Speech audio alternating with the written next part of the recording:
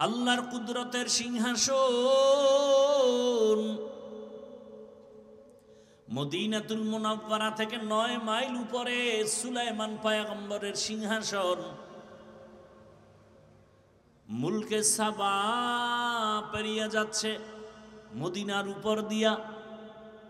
হঠাৎ পয়গম্বর সুলাইমান জমিন থেকে 9 মাইল উপরে সিংহাসনে বসে জমিনের গর্তের পিপিলিকার আওয়াজ কানে শুনছে। পিপিলিকা বয়ান করতেছে,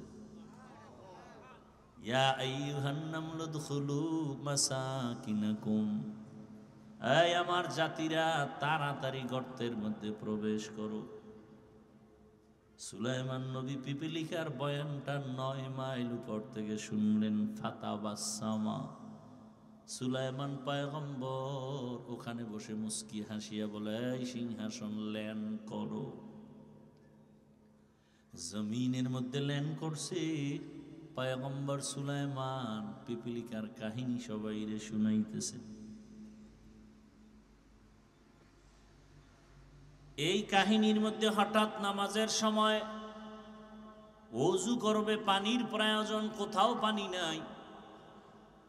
হুদহুদ নামের পাখি নাক লাগায়া মাটির মধ্যে বলতে পারতো এখানে পানি আছে। বলা মাত্র জিনদের বলতো মাটি খনন করে পানি উঠাও, ওযু করব, নামাজ পড়ব। সুলাইমান পয়গম্বর পিপিলিকার কাহিনী শুনায়।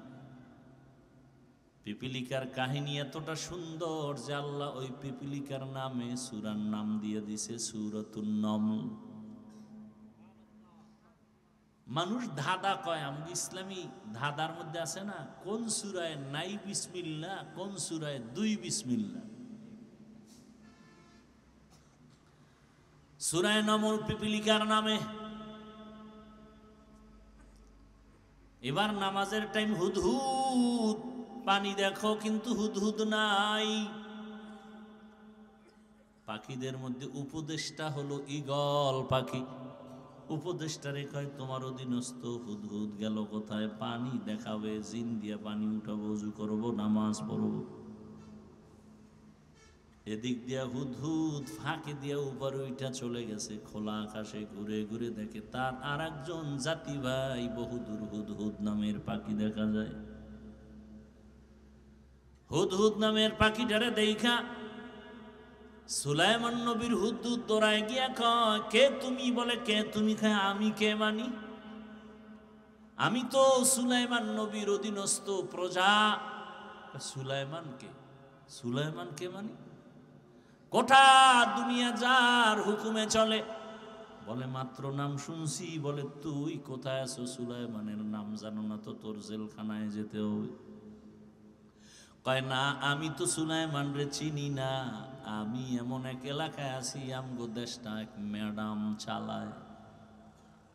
ম্যাডামের নাম কি? কেউ জানে না ম্যাডামের নাম কি? বাসুলাইমা দাদ মুলকো সরওয়ারি সদমতি খাতে মশদে ওয়াপুরি। হুদহুদ বলে, বিলকিস তোমার ম্যাডাম? বলো কি, গোটা দুনিয়া চালায় সুলাইমান? বলে, আরে তো তুমি জানো না তোমার সুলাইমানের কি আছে? বলে, সিংহাসন। আমার ম্যাডামেরও সিংহাসন। কত চল একটু দেখি। হুদহুদ চলে গেল বিলকিসের সিংহাসন দেখে গিয়া। বিশাল বড় রাজপ্রাসাদ, এত সুন্দর সিংহাসন। সুলাইমান নবীর কাছে খবর বলবে দিয়ে সুলাইমান হুদহুদ রে না পাইয়া মেজাজ গরম হয়ে গেছে। সুলাইমান পয়গম্বর বললেন, মালিয়া লা আরাল হুদহুদ, কি হলো আমার? আমি হুদহুদকে দেখি না কেন? পয়গম্বর সুলাইমান, মনে আসেনি? পয়গম্বর সুলাইমান হুদহুদ রে না পাইয়া যে শব্দটা বললেন, এটা রাজনীতি। মালিয়া লা আরাল হুদহুদ, কি হলো আমার হুদহুদকে দেখি না কেন? আর আমরা কি করি? কি হলো সভাপতির মসজিদে আসলো না কেন? কি হলো এলাকাবাসীর মসজিদে আসে না কেন? সুলাইমান শিখায় দিলেন, না না, নিজের দিকে তাকায় বলো, আমার কি হলো যে হুদহুদ আমার থেকে চলে গেল? আমার কোন দোষের কারণে ময়দানে শ্রোতা নাই? আমার কোন অপরাধের কারণে মুসল্লি মসজিদে নাই? আমার কোন অপরাধের কারণে মাদ্রাসায় ছাত্র নাই? আমার কোন অপরাধের কারণে এলাকায় ভূমিকম্প হয়? আমার কোন অন্যায়ের কারণে আমার শিশু বাচ্চা কেন জ্বরে ভুগতেছে? আমার কি হলো? আমার কি হলো? আমার স্ত্রী কেন অসুস্থ কষ্ট পায়? আমার কি হলো? আমার কোন গুনার কারণে আল্লাহ বেজার? আমার কি অপরাধের কারণে আমার ঘরে অশান্তি? আমার কোন অপরাধ হলো যে আমার সমাজে অশান্তি? আমার কি অপরাধ হলো যে আমার কারণে আমার দেশটা অশান্তিতে ভরা? দেখছেন নি রাজনীতি? মালিয়া, আমার কি হলো? সুলাইমান বলে, আমার কোন দোষের কারণে হুদহুদকে হারায় ফেললাম। কেন হুদহুদ আমার অধীনস্থ নাই? আরে আমার কথা সবাই শুনবে, কিন্তু শুনে না কেন? আমি বাবা হইয়া সন্তানকে আদেশ দেই, মানে না কেন? আমার কোন অপরাধের কারণে আমি শিক্ষক হইয়া ছাত্রকে শাসন করি, বিরোধিতা করে কেন? আমার কোন অপরাধের কারণে, আমার কোন গুনার কারণে আমার ছাত্র আমার কথা মানে না? আমার কোন অন্যায়ের কারণে আমি বাবা হিসাবে সন্তানকে কথা মানাইতে পারি না? আমার কথা তো অনায়াসে মানবে, আমার কথা তো আমার প্রজারা মানবে। আমার কোন অপরাধের কারণে আমার এলাকার মানুষ আমার কথা মানে না? আমার কোন দুর্বলতার কারণে আমার দেশের জনগণ আমার কথা মানে না? ওরে আমি যদি ভালো হই, গোটা দেশ ভালো হয়ে যাবে। গাছ ভালো, ফল ভালো, আমি বাবা ভালো, সন্তান ভালো, শিক্ষক ভালো, ছাত্র ভালো, পীর ভালো, মুরিদ ভালো, সরকারের ক্ষমতাওয়ালারা ভালো, গোটা দেশ ভালো।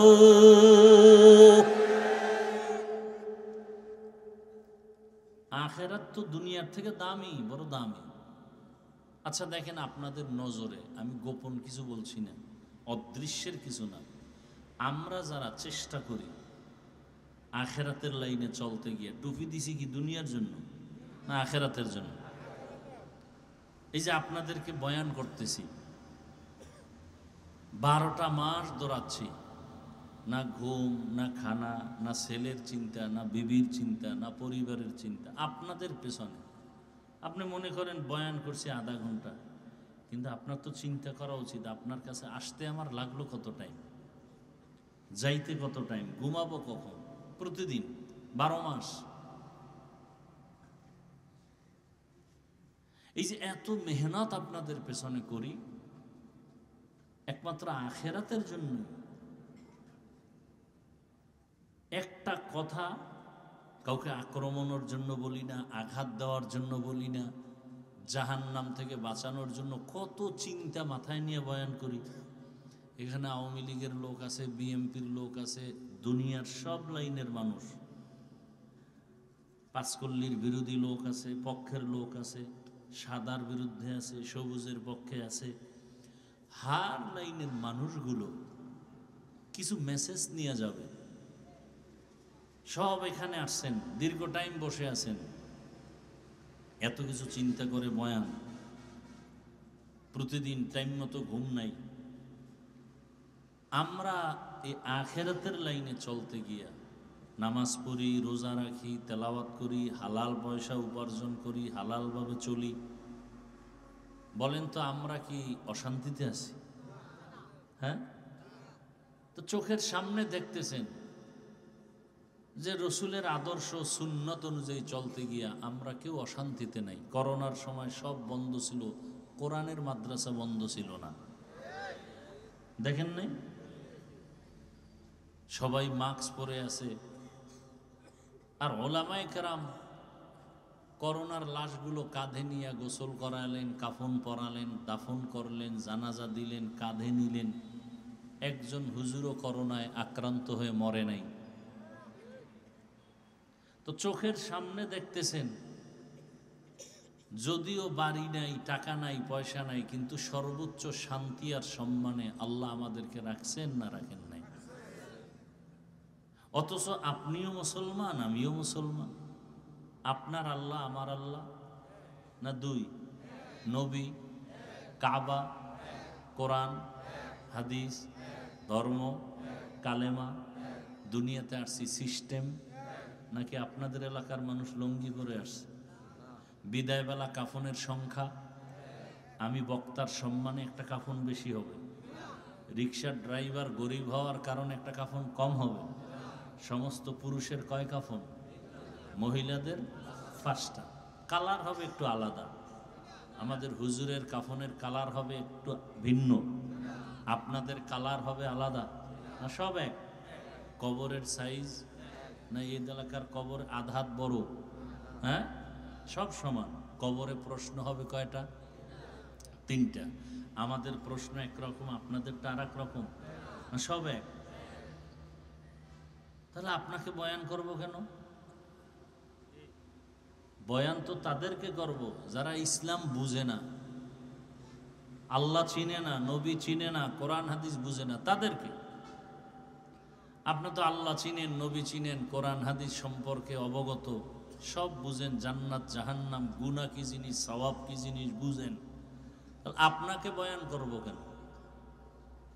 অথচ বয়ান করব কেন না, আপনার পিছনে ঘুরতে ঘুরতে গাধা হয়ে গেছে, গাধার মতো দৌড়াচ্ছে। শুধু আমি একা? সব আলেম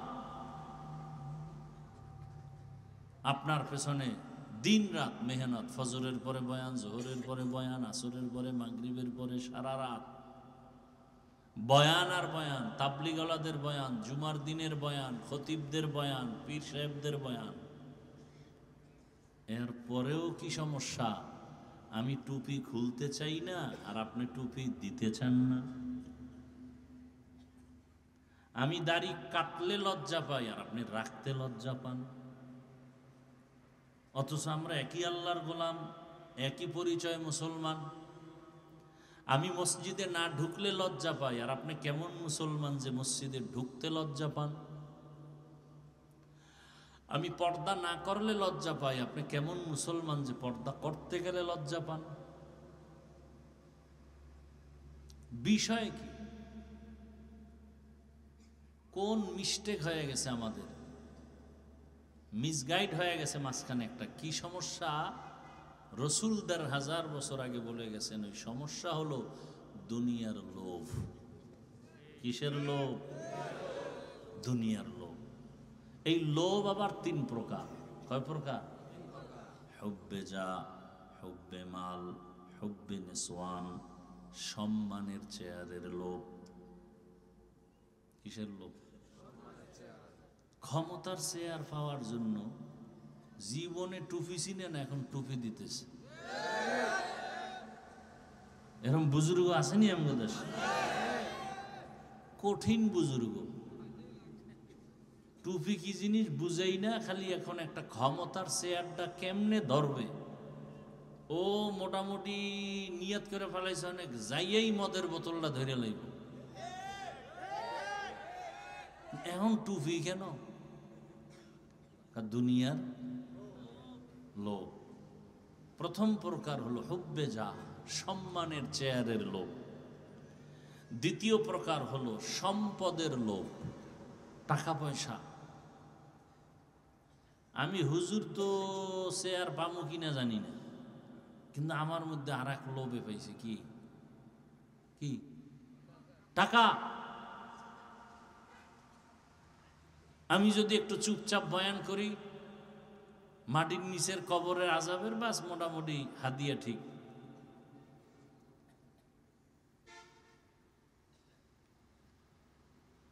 আমি জানি একটা ব্যক্তি ভালো করে তাকে চিনি, সে চোর। আমি জানি সে ধর্ষক, নারী পাইলেই ধর্ষণ করে, তার চরিত্র খারাপ। আপনি জানেন ওই লোকটা চোর, ওই লোকটা ডাকাত, ওই লোকটা জালেম। তার কাছে আপনি টাকা আমানত রাখবেন? যদি জানেন এই লোকটা চরিত্রহীন, ধর্ষক, তার কাছে আপনার নারী আমানত রাখবেন? হ্যাঁ, এটি বুঝেন? কিচ্ছু বুঝেন না। বুঝলে ঘুরে ফিরে আবার সেই নাপাক হাতের মধ্যে আসে কেন? যদি বুঝে থাকেন তাহলে সেই নাপাককে ঘুরে ফিরে মাথার মুকুট বানান কেন? জানেন চোর, আপনি কেমনে বলেন তার চরিত্র ফুলের মতো পবিত্র? আপনি জানেন সে ডাকাত, সে জালেম, সে ধর্ষক, সে খুনি, আপনি কিভাবে জবান দিয়ে বলেন তার চরিত্র ফুলের মতো পবিত্র? কোন ফুল? কাগজের ফুল?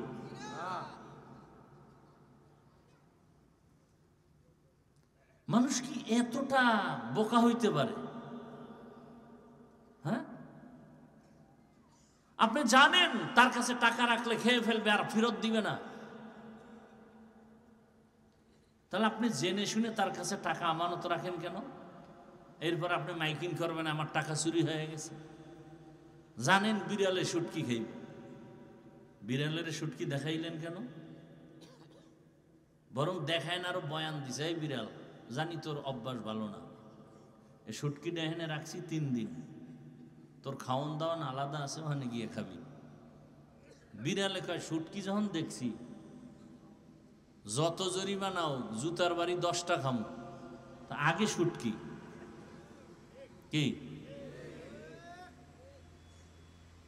আপনি বারবার দেখতেছেন যেই লোক জনগণের দায়িত্ব নিতে গেলেই সে চুরি করে, লোভ সামলাইতে পারে না, নিজের পেট ভরে না, সে জনগণের পেট ভরবে কিভাবে? নিজের সন্তান, নিজের স্ত্রী, নিজের আপনজন নিরাপদ না যার কাছে, আপনি নিরাপদ পাবেন কিভাবে তার কাছে? এজন্য বলি, দাবি করেন মুসলমান, আপনার আমার আল্লাহ এক, নবী এক, কোরআন এক, কাবা এক, ধর্ম এক, এরপর ইসলামটা জায়গা মতো মানেন না কেন? দুনিয়ার লোভে পড়ে গেছেন। কি লোভ? ভোটের আগের রাত্রে কিছু টাকা পাবেন, আর কিছু পাবেন? আর কিচ্ছু? ভোটের পরে আর কিছু পাবেন?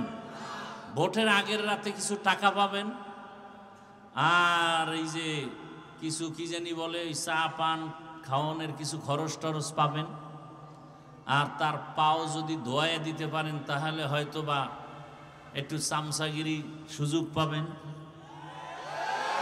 এছাড়া আর কিছু পাবেন?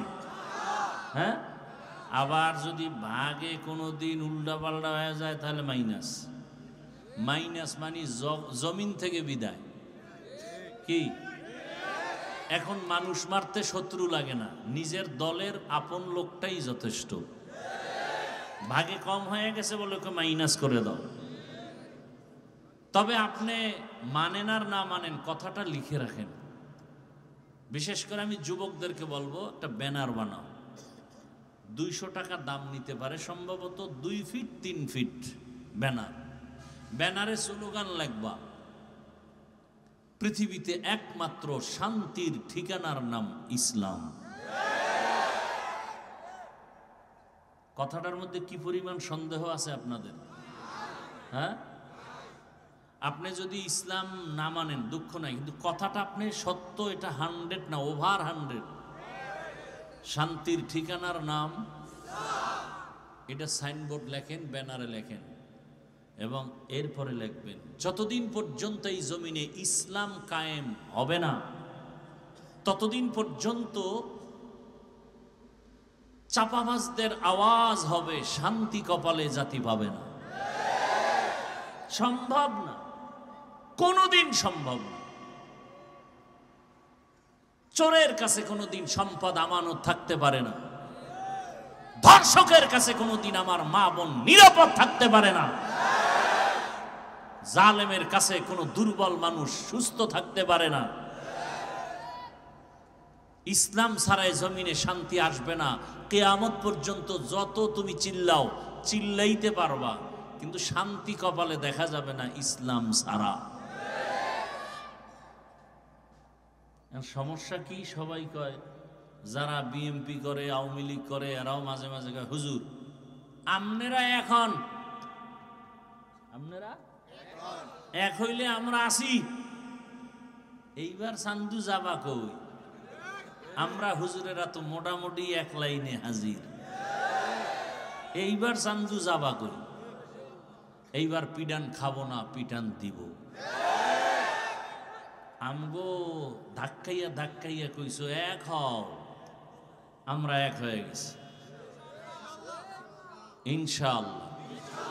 দেশের সব আলেম এক, ইসলামের ব্যানারে সব এক। কে চরমনাই, কে তাবলিগ, কে দেওবন্দি, কে আলিয়া, কে কওমিয়া বুঝি না, ইসলামের ব্যানারে সব এক। যারা এক হবে না তাদেরকেও চিহ্নিত করতে হবে, এরা খাঁটি ইসলামওয়ালা নয়, দুনিয়ার লোভে পড়ে ভিন্ন দিকে দৌড়ায়। এইবার যারা আমাদেরকে সাপোর্ট দিবে না এদেরকেও চিহ্নিত করতে হবে। ভেজাল আছে কথায়? একজনের চিনি না, শুনি না, দেখি কেমন, দেখি এটা বলা যায়, কিন্তু যারে বারবার দেখছেন, বারবার চিনছেন, এরে আর কি দেখবেন? হ্যাঁ, একজনে দৌড়ায় পিছন দিয়া লঙ্গি ছেঁড়া, পিছন দিয়া কিও কয় এতদিন সোনার বাংলা দেখছো, এখন রূপার বাংলা দেখো। কি বাংলা দেখো? সোনার বাংলা, রূপার বাংলা সব দেখেছো, এখন শুধু একটা দেখা বাকি, ইসলামের বাংলা দেখতে হবে।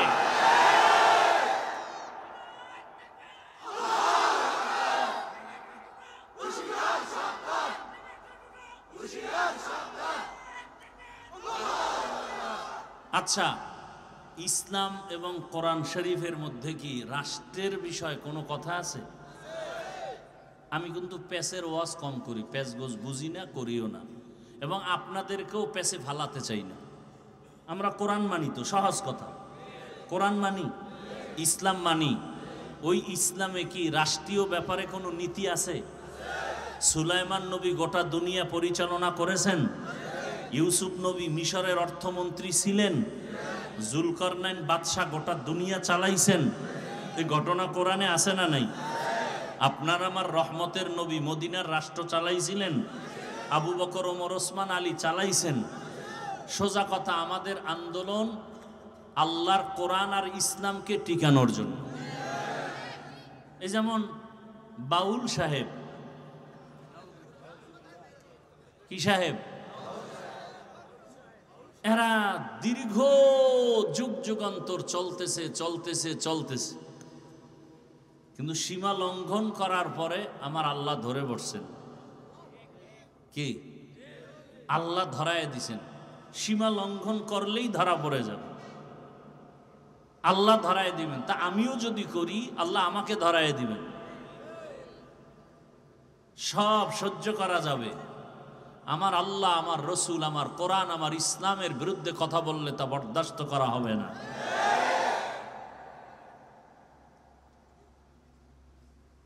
আমরা ক্ষমতা চাই না। এই যে চেয়ার পাইছি না, এই চেয়ারের মূল্য কি কম নেই? এমপি সাহেবের চেয়ার আজ আছে কাল থাকবে না, আর আমাদের এই চেয়ারের কোনো মেয়াদি নেই। আমি এখানে যাব কেন? একটাই কারণ, আজকে যে যা ক্ষমতায় গিয়া তারা ইসলামের বিরুদ্ধে কিছু না করুক, দেশ ঠান্ডা। কারণ এই বাংলাদেশের মধ্যে কোনদিন কেউ ইসলামের বিরুদ্ধে স্বপ্ন দেখলে তা পূরণ হবে না। আমি যুবকদেরকে আর একটা ওয়াদা করায় যাই, বাবার সাথে সন্তানদের মাঝে মাঝে তর্ক হয় না, হয় না? তার মানে কি বাবারে কেউ গালি দিবে আর মেনে নিবে? বাবার সাথে তর্ক হয়েছে ঠিক আছে, কিন্তু আমার বাবার বিরুদ্ধে যদি কেউ কথা বলে ওর কলার ধরে ফেলবো না? ঠিক আপনি ভাই, অনেকে এখানে আসি, আমরা সারা দেশেই অনেকে নামাজ ঠিক মতো পড়ি না, রোজা ঠিক মতো রাখি না, দাড়ি ঠিক মতো রাখি, কিন্তু আল্লাহ মানিত, ইসলাম মানিত। তার একটা অনুরোধ, যুবকরা ওয়াদা করো যে ইসলামকে খাটো করার সুযোগ দিবা না। কেউ যদি তোমার সামনে বলে ইসলামে এই সমস্যা সেই সমস্যা, আস্তে কলারটা ধরবা, ধৈর্য ভাবনা, এই বেঈমানের বাচ্চা, আমি দাড়ি রাখি না, নামাজ পড়ি না, ঠিক আছে, কিন্তু আমার ইসলামের অপমান করবি, চামড়া তুলে ফেলা হবে। পারবা যুবক বাবারা? তুমি নামাজ পড়ো না, তোমাকে পায়ে ধরে বুঝাবো। রোজা রাখো না, পায়ে হাত রেখে বুঝাবো। তুমি পর্দা করো না, বুঝাবো। কিন্তু ইসলামের বদনাম তোমার সামনে কেউ করবে, এটা সহ্য করা যাবে না, এই সুযোগ দেওয়া যাবে না। যে বদনাম করবে তার সাথে আমরা নাই, সোজা কথা। যারা আল্লাহর রসুলের ইসলামের বদনাম করবে এদের সাথে আমরা নাই। আমরা কালেমার পতাকার একসাথ হয়ে মুসলমান, পরিচয় আমাদের মুসলমান, কালেমার ব্যানারে আমরা এক, কালেমার ব্যানারে আমরা এক। আমার কথার মধ্যে কোনো ঝামেলা থাকলে বলো, আমি তওবা করি। আমার আল্লাহর কোরআনে রাষ্ট্রের ব্যাপারে কোনো কিছু নাই, তাহলে কেন আপনি আমার আল্লাহর কোরআনটা রাষ্ট্রের ব্যাপারে আলাদা রাখবেন, ইসলামটাকে আলাদা রাখবেন? নতুন আইন করবেন কেন? আল্লাহর আইন তো আছে রাষ্ট্র পরিচালনার ক্ষেত্রে, আপনি আলাদা করে কেন একটা হাঙ্গামা বাজাবেন, ঝগড়া লাগাবেন, অস্থিতিশীল পরিবেশ তৈরি করবেন? আল্লাহর উপর আস্থা ও বিশ্বাস নিয়ে কত আন্দোলন, কি দরকার কি? ইসলাম তো হিন্দুদের উপর আক্রমণ করে না, খ্রিস্টানের উপর আক্রমণ করে না, সব ধর্ম যার যার অবস্থানে থেকে পালন করবে। কিন্তু হিন্দু যদি বলে আমি ইসলামের লোক, এটা মানা যাবে না। বিষের বোতলের মধ্যে বিষ বিক্রি করবে, কোনো বাধা নাই। মধুর বোতলে মধু বিক্রি করবে, কোনো বাধা। বিষের বোতলে বিষ নিয়ে যদি মধু কয়া বিক্রি করে, সেখানে বিধান কি? খ্রিস্টান তার ধর্ম অনুযায়ী চলবে, বাধা। ইহুদি তার ধর্ম অনুযায়ী চলবে, বাধা। হিন্দু তার ধর্ম অনুযায়ী চলবে, বাধা। যদি মুসলমান দাবি করে, আহমদিয়া মুসলিম জামাত দাবি করে, আর নবী মানে না, এমন কাদিয়ানীদেরকে আমরা বরদাস্ত করব? তুমি কাদিয়ানী হিসেবে থাকো, ইসলামের লেভেল লাগায় বদনাম করবে, সুযোগ দেওয়া যাবে? রাগ করছেন? আমি ইসলামী কোনো দলের দায়িত্বশীল না, কিন্তু আমি ইসলামের পক্ষের মানুষ। আমি আল্লাহর কোরআনকে, ইসলামকে মাথার মুকুট মনে করে কথা বলতেছি। আপনাকে আমি বলি না আপনি চরমনাই যান, তাবলিগে যান, একবারও বলছি না। আপনাকে এটাই বলতে চাই, আপনি নামাজ ঠিকমতো পড়তে না পারলেও বুঝাবো, কিন্তু ইসলামের বদনাম করতে দিবেন না, হুঁশ থাকতে। এবং যে করবে তার সাথে আমাদের কোনো সম্পর্ক নেই। তাহলে এই সমস্ত সবকিছু আমরা জানি, আল্লাহ এক, নবী এক, কোরআন এক, কাবা এক, ধর্ম এক, এরপর আমরা উল্টা পাল্টা চলি কেন? দুনিয়ার লোভ। লোভ কয় প্রকার? সম্মানের চেয়ারের লোভ, সম্পদের লোভ, আর একটা হলো যৌবনের লোভ। কিসের লোভ? এই যুবক, তোমার মতো যুবক স্কুলে পড়ে, নামাজ পড়ে, আসেনি? তুমি কেন পারো না? কয় লোভ। কিসের লোভ? কয় যৌবনের লোভ। কিসের লোভ? তোমার মতো যুবক তাকায় দেখো, রাস্তায় গাড়ি চালায়, ড্রাইভারি করে, নামাজ পড়ে, তুমি কেন পারো না? একমাত্র তোমার ভেতরে কাজ করে লোভ। টাকার লোভে পড়ছো, ক্ষমতার লোভে পড়েছো, এই জন্য নামাজ পড়ার সময় নাই। ক্ষমতার লোভ তোমাকে নামাজ থেকে আলাদা করেছে। টাকার লোভে পড়েছো, এ কারণে তুমি হক কথা বলো না, হক পথে চলো না। ফেরাউন নামের বেঈমান গরিব অবস্থার থেকে বান্দা যখন ক্ষমতার মসনদে মিশরে আসলো, ওজিরে হামান রে ডাক দিয়ে কয়, মনে চায় আমার ভেতর একটু খোদা খোদা ভাব, দাবি করমুনি? হামান বলে করো। করলে আর ছোট খোদা দাবি করে কি লাভ? বড় খোদা দাবি করি, আনা রব্বুকুমুল আ'লা। আমি শুধু খোদা না, সব থেকে বড় খোদা। ওই ফেরাউনের লাশটা পর্যন্ত মশা মাছি মাটি গ্রহণ করে নাই। ওই ফেরাউনের ঘরের মধ্যেই তার স্ত্রীর নাম কি? আসিয়ারে আমার আল্লাহ এমন ভাবে কবুল করেছেন, রহমতের নবী বলেন কিয়ামতের ময়দানে জান্নাতের মধ্যে আমি মুহাম্মদের সাথে আসিয়ার বিবাহ হবে। আরো আস্তে করে বল। অথচ এত বড় বেঈমান ফেরাউন যে আল্লাহর সাথে চ্যালেঞ্জ দিয়ে নিজের খোদা দাবি করলো, শুধু খোদা না, সব থেকে বড় খোদা। আর তার ঘরের স্ত্রী আসিয়া এমন আল্লাহর কাছে দামি হয়ে গেছেন, নবীজি বলেন কিয়ামতের ময়দানে জান্নাতের মধ্যে আসিয়ার সাথে আমি মুহাম্মদের বিবাহ হবে। হাসরের মাঠে সব মানুষগুলো উলঙ্গ দাঁড়াবে, নারী পুরুষ উলঙ্গ দাঁড়াবে, সূর্যের গরমে মাটির জমিন তামা হয়ে যাবে, জাহান্নামের আওয়াজ, নবীরা পর্যন্ত কান্না শুরু করবেন। ওই কঠিন সময় জান্নাতের 8টা দরজা খুলিয়া 8 জন ফেরেশতা 4 জন নারীদের ডাকবেন, আসেন জান্নাতের মেহমান খানায়, কোনো হিসাব লাগবে না। কয়জন? 4 জন নারীরে ডাকবেন, কোনো হিসাব নাই, সূর্যের গরম লাগবে না। ওই 4 জন নারীর মধ্যে একজন হবে ফেরাউনের স্ত্রী আসিয়া। এত বড় বেঈমানের ঘরে থাইকা আসিয়া আমার মাওলাকে এত রাজি করে ফেলেছেন। মাওলাকে চেনার একটা সূত্র লাগে। আমি আমার মালিকের কেমন ভাবে চিনলাম? আমার বাবা আল্লাহর মোহাব্বতের বন্ধনে আবদ্ধ, অথবা আপনি বাবাও আল্লাহর পথে নাই, সন্তান আল্লাহর পথে আসছেন কেন? বলে একজন আলেমের সোহবত পেয়েছে, একজন তাবলীগওয়ালার বয়ান শুনছে, বহু ডাকাত পর্যন্ত নামাজি হয়ে গেছে। এত বড় বেঈমানের ঘরে, ফেরাউনের ঘরে আসিয়া কেমনে আমার মাওলার আশেকা হয়ে গেল? একমাত্র কারণ মুসা নবীর সোহবত পেয়েছে। মুসা নবী দুনিয়াতে আসবে, ফেরাউন স্বপ্ন দেখা পাগল হয়ে গেল, বলে এই মুসাকে আসতে দেওয়া হবে না, আমার খোদাগিরি নষ্ট করে ফেলবে।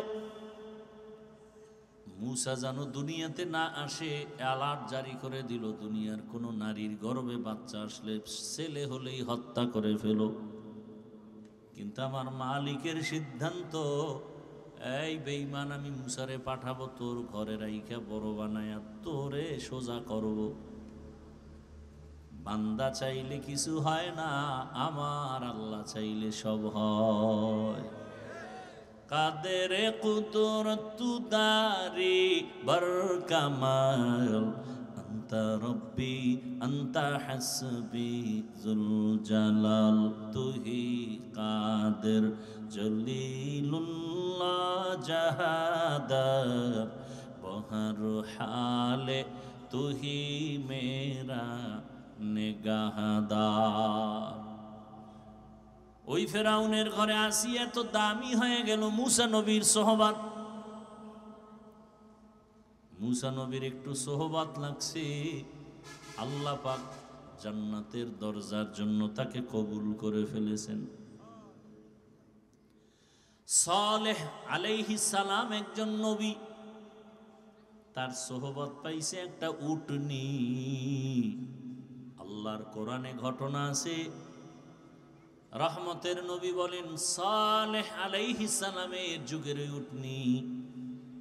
কওমের লোকেরা এত বাঁকা, নবী সালেহ যখন দাওয়াত দিতেছেন পাহাড়ের পার্শ্বে গিয়া সবাই এক জায়গায় করলো, বলে তোমার মালিকের কিছু কুদরত দেখাও।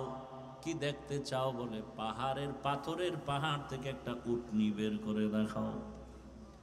এতটা তেরা বাঁকা, এত উদ্ভট প্রশ্ন যেগুলো অসম্ভব। সালেহ আলাইহিস সালাম রব্বে কারীমের দরবারে দোয়া করলেন, হে মালিক, আমার কওমের লোকেরা তোমারে আল্লাহ বলে মানতে চায়, তবে তুমি আল্লাহ যে এত ক্ষমতাওয়ালা একটা কুদরত দেখতে চায়, পাথরের পাহাড় থেকে একটা উটনি বের করে দেখাও।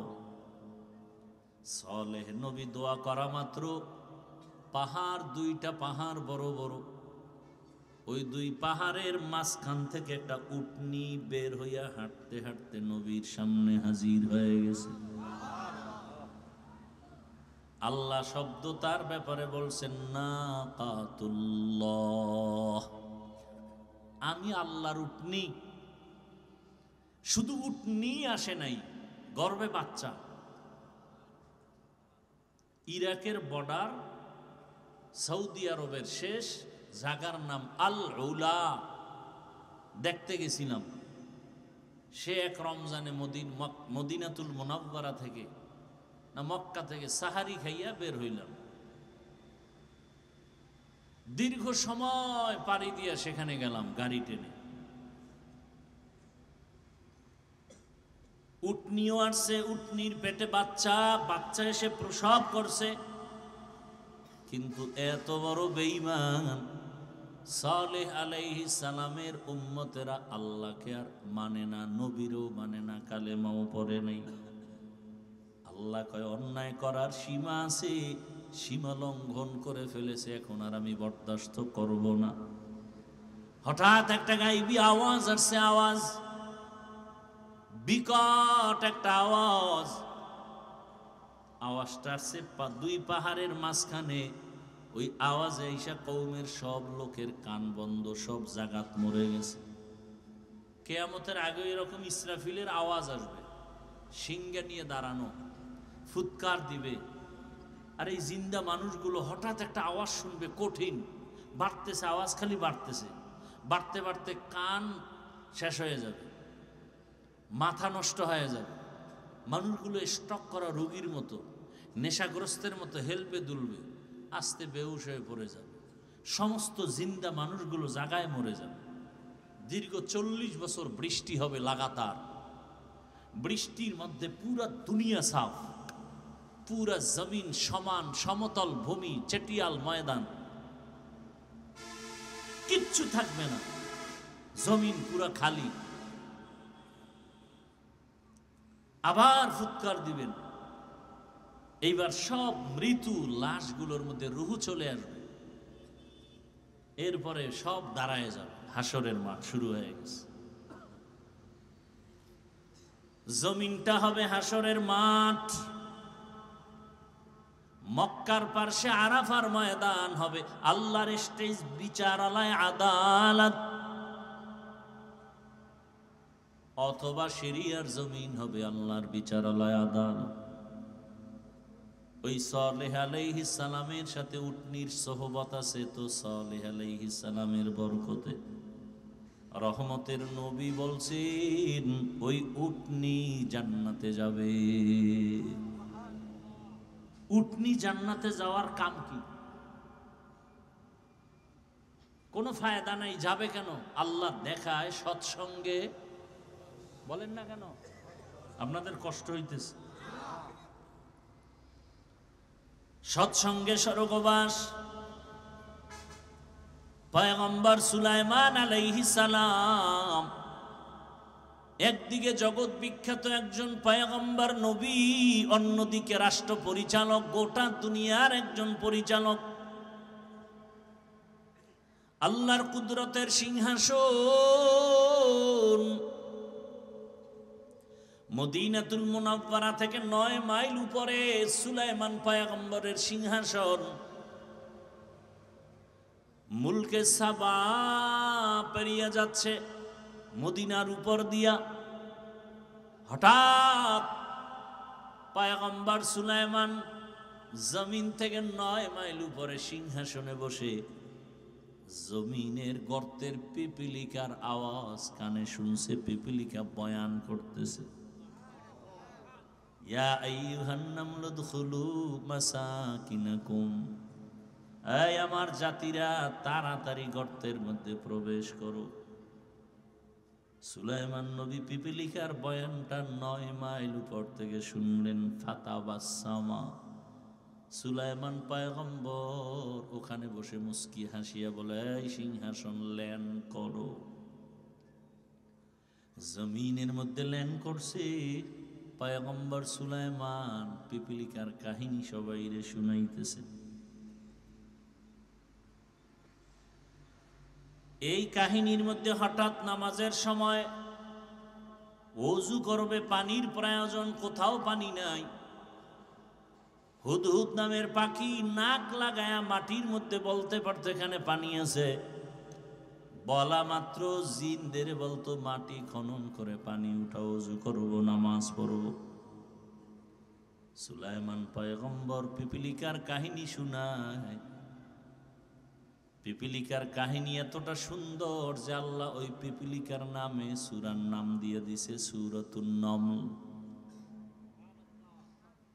মানুষ ধাঁধা কয়, আমি ইসলামী ধাঁধার মধ্যে আছে না, কোন সূরায় নাই বিসমিল্লাহ, কোন সূরায় 2 বিসমিল্লাহ। সূরায়ে নমল পিপিলিকার নামে। এবার নামাজের টাইম, হুদহুদ পানি দেখো, কিন্তু হুদহুদ নাই। পাখিদের মধ্যে উপদেষ্টা হলো ঈগল পাখি। উপদেষ্টারে কয়, তোমার অধীনস্থ হুদহুদ গেল কোথায়? পানি দেখাবে, জিন দিয়ে পানি উঠাবো, ওযু করবো, নামাজ পড়বো। এদিক দিয়া হুদহুদ ফাঁকে দিয়া উপরে উঠা চলে গেছে, খোলা আকাশে ঘুরে ঘুরে দেখে তার আর একজন জাতি ভাই বহুদূর হুদহুদ নামের পাখি দেখা যায়। হুদহুদ নামের পাখিটারে দেখা সুলাইমান নবীর হুদহুদ দৌড়ায় গিয়া কয়, কে তুমি? বলে, কে তুমি? খায় আমি কে মানি? আমি তো সুলাইমান নবীর অধীনস্থ প্রজা। সুলাইমানকে? সুলাইমানকে মানি? গোটা দুনিয়া যার হুকুমে চলে। বলে, মাত্র নাম শুনছি। বলে, তুই কোথায় আছো? সুলাইমানের নাম জানো না তো? তোর জেলখানায় যেতে হবে। কয়, না, আমি তো সুলাইমান রে চিনি না। আমি এমন এক এলাকায় আছি, আমগো দেশটা এক ম্যাডাম চালায়। ম্যাডামের নাম কি? কেউ জানে না ম্যাডামের নাম কি? বাসুলাইমা দাদ মুলকো সরওয়ারি সদমতি খাতে মশদে ওয়াপুরি। হুদহুদ বলে, বিলকিস তোমার ম্যাডাম? বলো কি, গোটা দুনিয়া চালায় সুলাইমান? বলে, আরে তো তুমি জানো না তোমার সুলাইমানের কি আছে? বলে, সিংহাসন। আমার ম্যাডামেরও সিংহাসন। কত, চল একটু দেখি। হুদহুদ চলে গেল বিলকিসের সিংহাসন দেখে গিয়া, বিশাল বড় রাজপ্রাসাদ, এত সুন্দর সিংহাসন। সুলাইমান নবীর কাছে খবর বলবে দিয়ে সুলাইমান হুদহুদ রে না পাইয়া মেজাজ গরম হয়ে গেছে। সুলাইমান পয়গম্বর বললেন, মালিয়া লা আরাল হুদহুদ, কি হলো আমার, আমি হুদহুদকে দেখি না কেন? রাজনীতি, এই রাজনীতি বলে নাই, এই পয়েন্ট একটা রাজনীতির একটা পয়েন্ট। আমাকে কোরআন দাও, আমি সুলাইমান বিলকিসের ঘটনা শোনাবো 1 মাস লাগায়া, তাফসির করবার তোমরা বাংলাটা ধরো। খোদার কসম, রাজনীতি কাকে বলে, কত প্রকার কি কি আমি সুলাইমান আর বিলকিসের ঘটনা দিয়ে শোনায় যাব, আমাকে দাও। ইউসুফ আর জুলাইখার ঘটনা দিয়ে রাষ্ট্রনীতি কাকে বলে দেখায় যাব, ধরে ধরে দেখায় যাব। দাও আমার হাতে। তুমি আমার কোরআনটাকে দুর্বল বানিয়েছো। আমার কোরআন তো দুর্বল না, ইসলামে সব আছে, রাষ্ট্রনীতি নাই, এ কথা বলে আমার ইসলামটাকে খাটো করবা, মেনে নিতে পারি না। আমার ইসলাম তো এমন, দুনিয়াতে যত নীতি আছে সব, সমাজনীতি, পরিবার নীতি, রাষ্ট্রনীতি, অর্থনীতি, যত নীতি আছে সব নীতির থেকে শ্রেষ্ঠ নীতি হলো ইসলামের নীতি। ইসলামে অর্থনীতি নাই, হ্যাঁ, ইসলামে সমাজনীতি নাই? ইসলামেই তো সমাজ কায়েম করছে তো ইসলাম। জুমার দিন মসজিদে কেন যাও? বাইতুল্লাহর দিকে ফিরিয়ে কেন নামাজ পড়ো? পূর্ব দিকে কি আল্লাহ নাই? না কেন? দক্ষিণে আল্লাহ নাই? উত্তরে আল্লাহ নাই? নিচে আল্লাহ নাই? উপরে আল্লাহ নাই? সমুদ্রে আল্লাহ নাই? তাহলে বাইতুল্লাহর দিকে কেন নামাজ হবে? কেন? ভালো করে বুঝো সমাজনীতি কাকে বলে। ইসলামের সমাজনীতি পারফেক্ট এবং পিওর। ইসলামের অর্থনীতি পিওর নীতি এবং পারফেক্ট।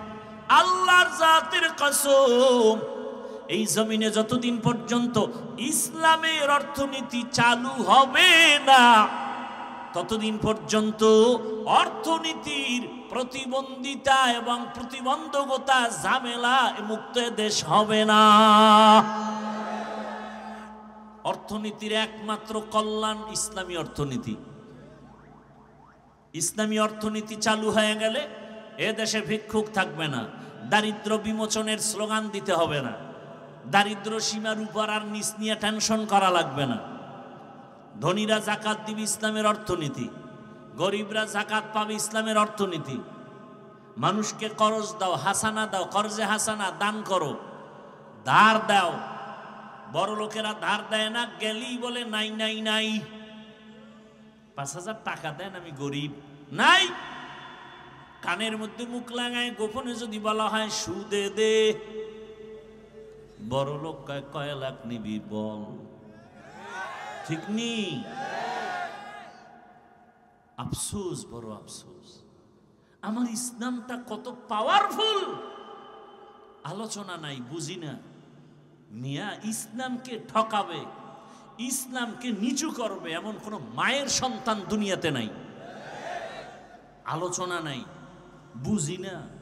এজন্য মানুষ যা মনে চায় তাই বলে। পৃথিবীর শ্রেষ্ঠ অর্থনীতি ইসলামী অর্থনীতি, পৃথিবীর শ্রেষ্ঠ রাষ্ট্রনীতি ইসলামী রাষ্ট্রনীতি, পৃথিবীর শ্রেষ্ঠ পরিবার নীতি ইসলামী পরিবার নীতি। কি না আছে আমার আল্লাহর দ্বীনের মধ্যে, কোরআনের মধ্যে, ইসলামের মধ্যে? হ্যাঁ, ইসলামে পেট নীতি নাই, দুর্নীতি নাই, ইসলামের মধ্যে মিথ্যা নাই, কারো উপরে জুলুম করা, ডাকাতি চুরি নাই। এই জন্য সব চোর, সব ডাকাত, সব দুর্নীতিবাজ ইসলাম চায় না। ইসলাম যারা চায় না, খুঁজে দেখবেন সবগুলো ডাকাত, সবগুলো চোর। ইসলাম যারা চায় না, খুঁজেই দেখবেন ওরা সবগুলো দুর্নীতিবাজ। কারণ জানি ইসলাম আসলে চুরি করা যাবে না, ইসলাম আসলে দুর্নীতি করা যাবে না। এজন্য চোর ডাকাতের মাথা গরম, ইসলাম আসতে দেওয়া যাবে না। হ্যাঁ, রাতের আলো, চাঁদের আলো দেখলে খুশি ব্যবসায়ীরা, না? চোরে খুশি নি। চোরে খালি তসবিহ লয়ে দোয়া এনুস পরে, আল্লাহ জীবনে চাঁদ না উঠতো, ঠিক নি? জিন্দেগি মে বন্দেগি তু করনা হে, जिंदगी में बंदगी तू करना है, जिंदगी बे बंदगी शर्मिंदा है, जिंदगी बे बंदगी शर्मिंदा। আমাদের ঈমান এত দুর্বল যে আমরা কোরআন হাদিসের কথা বলি, আপনি মানতে পারেন না, একটা আফসোস থাকবে না? তা তো নাই, বরং কইলাম কে, মাথা গরম হয়ে গেছে। এত বড় নিমক হারাম, কইলাম কে, হে ওইটা মানতে পারে না। তা আপনি মানতে পারেন না ভিন্ন, কিন্তু আপনি আফসোস করবেন যে আরে হুজুরে তো ঠিকই বললো, আমি তো মানতে পারি না। এটা আফসোস। আফসোস না কইরা উল্টা বিরোধিতা করে। দেখেন, আমি যে বয়ানগুলো করলাম কোন দলের পক্ষ নিয়ে করছি? হ্যাঁ, ইসলামের পক্ষে বলছি। কথা বলেন না? ঠিকই এইভাবে কথাগুলো যদি আগামী শুক্রবার কোন জুমার খতিব সাহেব মসজিদে চালু করে, যে হাফিজ ভাইয়ের মতো একটা ধাক্কা দিয়ে দেখি, কি কমিটি বলবে 1 মাসের ছুটি, কথা ঠিক নেই। কেন বলে শিয়ালের হাতে মুরগি আমানত। কার হাতে? শিয়ালের হাতে মুরগি আমানত কয়দিন থাকে? 3 দিন। শিয়ালের কাছে মুরগি আমানত দিলে যা হয়, দুর্নীতিবাজ, চাঁদাবাজ, ঘুষখোর, মদখোর, এদের হাতে মাদ্রাসা মসজিদ আর ধর্মের চাবি দিলে তাই হবে। दुनिया में हो दुनिया का तलबगार ना हो, बाजार से गुजर हो खरीदार ना हो।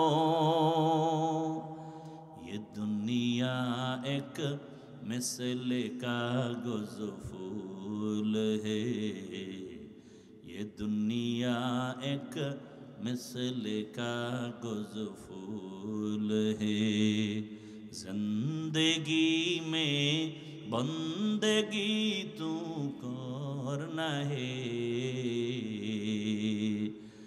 जिंदगी बे बंदगी शर्मिंदा है, जिंदगी बे बंदगी शर्मिंदा है। ए लंगिर भितरे गोबर लागছে, गोबर गोबर চিনেননি?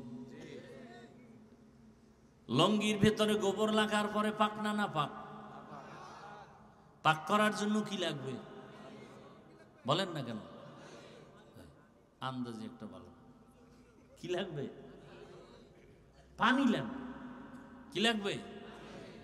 এখনো অচেনা পথ। লঙ্গির ভিতরে গোবর লাগছে, পানি কই পাই খুঁজতে খুঁজতে আধা ঘন্টায় পানি নাই, ঘাম বয়ে বয়ে জিমাইতেছে। একজনে কয়, ভাই তুমি এত পরেশান কেন? কয় লঙ্গির ভিতরে গোবর লাগছে, পানি পাই না। কয় তুমি কি পাগল নাকি? তোমার কাছেই তো পানি মজুদ। কি তোমার কাছেই তো স্পেশাল পানি আছে, নাম কি? পেশাব। ওই পানি দিয়ে ধুয়ে নাও। আহা মগা, তুই আধা ঘন্টা আগে কইছিলি, আধা ঘন্টা আগে যদি বুদ্ধি দিতি এত পরেশান কেন হইলাম? ওই বোকা প্রস্রাব দিয়া লঙ্গির গোবরটা যখন ধুয়ে ফেলছে, পবিত্র হলো কি? বরং নাপাক আরো সরায় গেল। আমার ঘরটা নাপাক, আমার এই নিমসার এলাকা নাপাক, ময়লা। এখন যদি আমি একজন চরিত্রহীন ঘুষখোর, মদ খাইয়া টাল হয়ে থাকে, মদ পান করে রাতের বেলা বউরে মা কয়, এমন একজন চরিত্রহীন দুর্নীতিবাজারে যদি কামগো নিমসারটারে পবিত্র বানায় দাও, তাহলে পবিত্র হবে না, নিমসার আরো আরো নাপাক হয়ে যাবে। तुकु जाओ सुन्नते अहमद को जा पा मुहम्मद कैबुआद निस्बतुना मन अहब्बा सुन्नती कौले रसूल मजदाए का नमाई हम कुन कबूल। ए जुलाई যোদ্ধারা, পরাজিত সৈনিক, স্বাধীন করেছো, স্বাধীন চাপাবাজি করো না। তোমার স্বাধীন সফল হলে কেন এখন আমার মা ধর্ষিতা হয়? জবাব দাও। এই জুলাই যোদ্ধারা বলো, তোমার স্বাধীন যদি সফল হয়ে থাকে, কেন আমার বোন রাস্তায় নিরাপত্তার সাথে চলতে পারে না? কেন বাবার সামনে মেয়েকে ধর্ষণ করা হয়? কেন স্বামীর সামনে তার স্ত্রীকে ধর্ষণ করা হয়? কেন ব্যবসায়ী নিরাপদে ব্যবসা করতে পারে না? বুঝা গেল তোমার স্বাধীন সফল না। নতুন ভাবে প্রস্তুতি নাও, কাফনের কাপড় কিনে রেডি হও, নতুন আর একটা সফল স্বাধীন করতে হবে। ওই স্বাধীন হবে একমাত্র ইসলামের স্বাধীন। রেডি হয়ে যাও, আর বেশি বেশি বিড়ি টানো,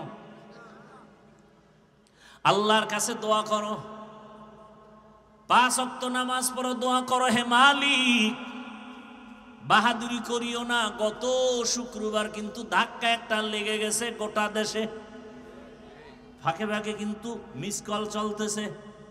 একটা বাড়ি মারবে গোটা বাংলাদেশটা ধ্বংস হয়ে যাবে। সুনামি বলে যায় না, খালি মোবাইলে আকাম দেখো। 2004 সালের ইন্দোনেশিয়ার সুনামির ইতিহাস দেখ, ভূমিকম্পের ইতিহাসগুলো দেখো। আমার দেশটা ধ্বংস হতে 1 সেকেন্ডের সময় লাগবে না। রাতের বেলা ঘুমাইবা, ঘুমের মধ্যে দেখবা সমুদ্রের মাঝখানে হাবুডুবু খাইতেছো। শরীয়তপুর জেলার মধ্যে নড়িয়া থানা, হঠাৎ করে একটা গ্রাম মাটির পানির মধ্যে ডুবে গেছে, মাটি বাড়ি শুদ্ধা। আমার মাওলা যদি একটু অর্ডার করে, সাথে সাথে একটা বাড়ি মারবে। 5.7 না একটু যদি বাড়তি হয়ে যায়, বা ওইটাই যদি আরেকটু সেকেন্ড বাড়ায় দেয়, 13 সেকেন্ডের জায়গায় যদি 20 সেকেন্ড হয়ে যায়, আল্লাহ বুঝায় দিলেন ধাক্কা দিয়া, এই নাস্তিকের দল, বাহাদুরি করিস না, জমিন আমি আল্লাহ। এ জমিনে বাহাদুরি করবে একমাত্র আল্লাহ, আর কেউ না। পয়গম্বর সুলাইমান মনে আসেনি? পয়গম্বর সুলাইমান হুদহুদরে না পাইয়া যে শব্দটা বললেন, এটা রাজনীতি। মালিয়া লা আরাল হুদহুদ, কি হলো আমার হুদহুদকে দেখি না কেন? আর আমরা কি করি? কি হলো সভাপতির মসজিদে আসলো না কেন? কি হলো এলাকাবাসীর মসজিদে আসে না কেন? সুলাইমান শিখায় দিলেন, না না, নিজের দিকে তাকায় বলো, আমার কি হলো যে হুদহুদ আমার থেকে চলে গেল? আমার কোন দোষের কারণে ময়দানে শ্রোতা নাই? আমার কোন অপরাধের কারণে মুসল্লি মসজিদে নাই? আমার কোন অপরাধের কারণে মাদ্রাসায় ছাত্র নাই? আমার কোন অপরাধের কারণে এলাকায় ভূমিকম্প হয়? আমার কোন অন্যায়ের কারণে আমার শিশু বাচ্চা কেন জ্বরে ভুগতেছে? আমার কি হলো? আমার কি হলো? আমার স্ত্রী কেন অসুস্থ কষ্ট পায়? আমার কি হলো? আমার কোন গুনার কারণে আল্লাহ বেজার? আমার কি অপরাধের কারণে আমার ঘরে অশান্তি? আমার কোন অপরাধ হলো যে আমার সমাজে অশান্তি? আমার কি অপরাধ হলো যে আমার কারণে আমার দেশটা অশান্তিতে ভরা? দেখছেন নি রাজনীতি? মালিয়া, আমার কি হলো? সুলাইমান বলে, আমার কোন দোষের কারণে হুদহুদকে হারায় ফেললাম। কেন হুদহুদ আমার অধীনস্থ নাই? আরে আমার কথা সবাই শুনবে, কিন্তু শুনে না কেন? আমি বাবা হইয়া সন্তানকে আদেশ দেই, মানে না কেন? আমার কোন অপরাধের কারণে? আমি শিক্ষক হইয়া ছাত্রকে শাসন করি, বিরোধিতা করে কেন? আমার কোন অপরাধের কারণে? আমার কোন গুনার কারণে আমার ছাত্র আমার কথা মানে না? আমার কোন অন্যায়ের কারণে আমি বাবা হিসাবে সন্তানকে কথা মানাইতে পারি না? আমার কথা তো অনায়াসে মানবে, আমার কথা তো আমার প্রজারা মানবে। আমার কোন অপরাধের কারণে আমার এলাকার মানুষ আমার কথা মানে না? আমার কোন দুর্বলতার কারণে আমার দেশের জনগণ আমার কথা মানে না? ওরে, আমি যদি ভালো হই, গোটা দেশ ভালো হয়ে যাবে। গাছ ভালো, ফল ভালো, আমি বাবা ভালো, সন্তান ভালো, শিক্ষক ভালো, ছাত্র ভালো, পীর ভালো, মুরিদ ভালো, সরকারের ক্ষমতাওয়ালারা ভালো, গোটা দেশ ভালো। রাজনীতি নাই, কপাল খারাপ, সময় নাই, নাইলে 1 সপ্তাহ টাইম দিয়ে সূরা নমল আর সুলাইমান বিলকিসের কাহিনী শোনায় যায় আর রাজনীতি শিখায় যায়। এত একটা পয়েন্ট বললাম, কোরআনে আছে না? এটা তো মাত্র একটা পয়েন্ট বললাম। বাসুলাইমা দাদে মুলকো সরওয়ারি শুদমতি এ খাতে মশ দেওয়াপুরি। ভাইরা আমার, এখনো সময় আছে, তওবা করেন। আরে পিপিলিকার কথা বলতেছিলাম কোন সূত্র ধইরা? ওই যে ফেরাউনের স্ত্রী আসিয়ার কথার সূত্র ধরে। রহমতের নবী বলেন, এই পিপিলিকা আল্লাহর জান্নাতে যাবে। কোথায় যাবে? পিপিলিকা জান্নাতে যাবে। একটা গাভী জান্নাতে যাবে। কি জান্নাতে যাবে? গাভী। ওই গাভীর নামে সূরা আছে, নাম কি? সূরায়ে কেন গাভী জান্নাতে যাবে? বলে সূত্র কি বলে, মুসা নবীর সাথে সোহবতে সা লেহ তো রাস লেহ কুনা সোহবতে তা লে তো রাত লে কুনা তেগ জামানা সোহবতে বা আউলিয়া বেহতে রসদ সালা তাআত বেরিয়া। ভাইরা আমার, গাভী জান্নাতে যাবে, মুসা নবীর সাথে সম্পর্ক। আল্লাহ পাক বলেন, দুনিয়ার মায়া অন্তর থেকে দূর করিয়া আখিরাতের মায়া সম্বল সঞ্চয় করো, মায়া জমাও। বাল তুসিরুনাল হায়াতাদ দুনিয়া ওয়াল আখিরাতু খায়রু ওয়া আবকা। দুনিয়াটা কিছুই না, বিউটি পার্লারের মতো সৌন্দর্য। রৌদ্র লাগলে নাই কি, বিউটি পার্লারে গিয়া জাম কালাও সানমিয়া হয়ে গেছে, কিন্তু একটু পানি লাগলে শেষ। এই ছবিতে দেখা পাগল হয়ে গেছে না? মোবাইলে তো কালা মানুষের সাদা বানায়, এটা আর এক বিউটি পার্লার। দেখা পাগল হয়ে গেছে। এই ডানা কাটা পরি না নিয়ে মরব না, মরলে এক রশিতে। কাছে আসার পর দেখে পুরা চেহারার ভেতরে বরণে ভরা। এখন মাইন গেছি বা আটকে গেছে, উভয় কি? এইবার কয় না, সুযোগ তো আছে, চাইর বিয়া একটা নাইলে ঠকজি, আরো তিনটার দরজা খোলা। কি মাসনা ওয়া সুলাসা ওয়া রুবা। হায় হায় হায়, এরে আমার কলিজার যুবক, দুনিয়ার মায়া অন্তর থেকে দূর করে দাও। তুমি স্কুলে পড়ো, কলেজে পড়ো, চাকরি করো, ব্যবসা করো, ডাক্তার হও, ইঞ্জিনিয়ার হও, প্রফেসর হও। আমি দিল খুলে দোয়া করি তুমি ডাক্তার হও, ইঞ্জিনিয়ার হও, প্রফেসর হও, এসপি হও, ডিসি হও, ওসি হও, বড় ব্যবসায়ী হও, চাকুরিজীবী হও। তবে একটা ছোট দাবি, বেয়াদব হইও না। তোমার ব্যবহারে যেন কোনোদিন আলেম কষ্ট না পায়, তোমার আচরণে যেন আমার আল্লাহ কষ্ট না পান, তোমার কোনো আচরণে যেন আমার রসুল কষ্ট না পায়, তোমার কোনো আচরণে যেন মা বাবা কষ্ট না পায়, তোমার আচরণে যেন কখনো কোনো শিক্ষক কষ্ট না পায়। কারণ মা বাবার কষ্ট তোমার জন্য কপাল পোড়ার বরদোয়া, শিক্ষকের মনে কষ্ট তোমার জন্য বরদোয়া। অন্তরে কষ্ট আসার পর একটা নিঃশ্বাস ফেললে তোর জিন্দেগি বরবাদ। মা যদি সন্তানের কথায় কষ্ট পেয়ে, আচরণে কষ্ট পেয়ে, নিঃশ্বাস পেলে সন্তানের জীবন ধ্বংস। একজন শিক্ষক ছাত্রের উপরে কথায় কষ্ট পেয়ে নিঃশ্বাস ফেললে জীবন ধ্বংস হয়ে যাবে। ওলামায়ে কেরাম যদি কষ্ট পায়, নিঃশ্বাস ফেলে জাতির কপাল পুড়ে যাবে। অতএব বাবা, তুমি স্কুলে পড়ো, কলেজে পড়ো, চাকরি করো, ডাক্তারি পড়ো, ইঞ্জিনিয়ারিং পড়ো, বাধা নাই। আদো বলা ডাক্তার হও, ইঞ্জিনিয়ার হও, প্রফেসর হও। ওরে তোমার মতো কত সন্তান doctor, engineer, professor, RAB, army, police, BDR, OC, DC, SP, পাঁচ ওয়াক্ত নামাজ পড়ে নাই।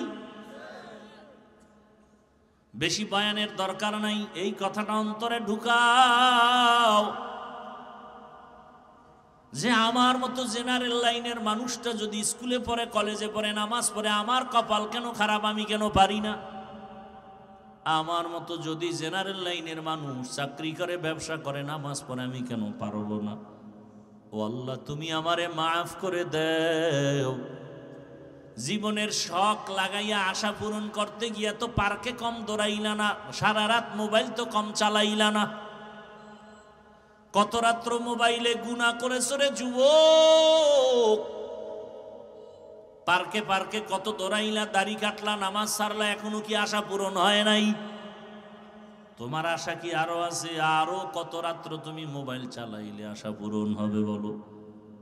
আর কতবার দাড়ি কাটলে, নামাজ ছাড়লে, বেপরদায় পার্কে দৌড়াইলে আশা পূরণ হবে বলো? এবং হায়াতের বাকি আছে কতদিন তাও তুমি আমাকে বলো। এমন একটা দিন নাই পানির নিচে, গাড়ির নিচে, ঘুমের বিছানায় যুবকের লাশ পাওয়া যায় না। কয়দিন বাঁচবা জানা নাই। ওই ভূমিকম্পে একটু হলো 10 জনার প্রাণ চলে গেল। ও বাবা, তোমাকে আল্লাহ ঘুমের মধ্যে নিতে পারেননি? ঘুমের মধ্যে মরে না কেউ? তুমি যদি চিন্তা করো তাহলে গানের তার কেমনে কানে লাগাও? যদি ভয় করতেছে যদি এই ঘুমে আমি মরি, অনুনয় বিনয় করে বলবো এখনো তওবা করো, ফিরে আসো আল্লাহর কাছে, মনে মনে তওবা করো, হে আল্লাহ আর নামাজ ছাড়বো না, দাড়ি কাটবো না, বেপরদায় চলবো না। মা বাবার দোয়া নিয়া, শিক্ষকের দোয়া নিয়া, উলামায়ে কেরামের পরামর্শ নিয়া, নবীজির আদর্শ মেনে চলবো, আর কোনোদিন গুনার পথে যাব না। আল্লাহ আমাদের সবাইকে তওবাওয়ালা জীবন দান করেন, আমিন। আলহামদুলিল্লাহি রাব্বিল আলামিন।